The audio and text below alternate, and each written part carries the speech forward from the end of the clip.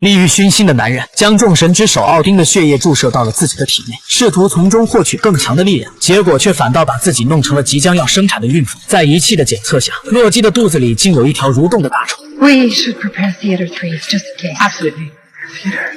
What theater? 然而更凄惨的还在后面，继母告诉他一个打击性极强的秘密，原来他的亲爹早就想除掉他这个私生子，并且还是要亲自动手的那种。如果那天不是索尔出手杀了威达，他迟早会死在父亲的斧子之下。杀人诛心的话语瞬间令洛基的心情跌到了谷底。不过更可怜的是，索尔因为误杀了威达而懊悔，最后竟失去了神力，变成普通人后看到他人恃强凌弱，有心想帮忙却是无能为力。母亲对威达的儿子羞辱，他准备去讨个公道找对方理论，反倒被人发现他失去神力的事，结果被按在地上一顿摩擦。晚上索尔被噩梦惊醒，在梦中他看到曾经被威达害死的好友，于是他此刻下定决心，不管付出什么样的代价也要恢复神力。Solo too klaar. Doe je het maar verkeerd te pakken.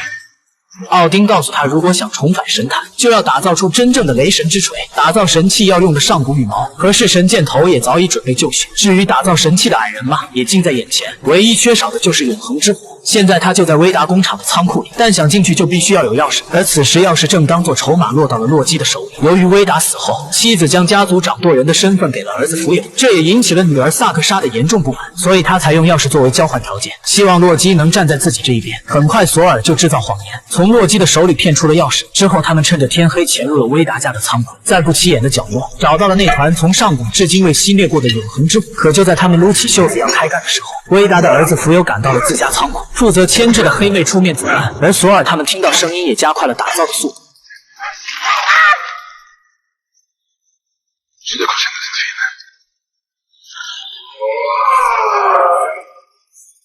由于时间的原因，雷神锤草草完结。我敢说，这是我见过最丑的雷神锤了。为了打造它，一个重伤，3个被警方拘留，但换回来的雷神锤却是废铁一块。索尔用尽全力将锤子撇出，这下可惨了，拿什么去迎接大战了？直到暴风雨来临的前夕才发生了转机。雷神锤感应到外面的天气蠢蠢欲动，索尔马上拿起锤子要去尝试，弟弟洛基却突然出现，质问索尔为什么要说谎骗他的钥匙，去打造同样能诛杀他的雷神锤。如今他管不了洛基的情绪，直奔雷电而去，举起锤子去迎接雷电的洗礼。很明显，雷电的力量远比索尔想象的要艰辛得多。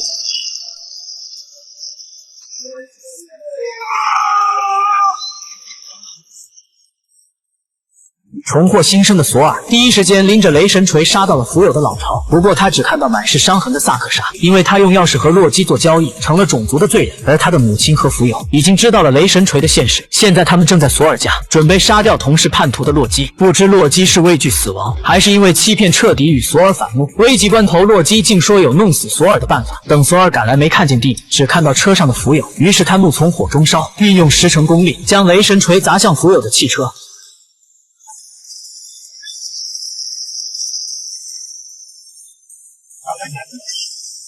其实那晚洛基并没有死，几天后他将当初剖腹产生下的蛇放进了湖里，而这条蛇日后也就是雷神的克星尘世之蟒耶梦加德。从此洛基也正式回归了巨人族，成为威达一家暂时的同盟军。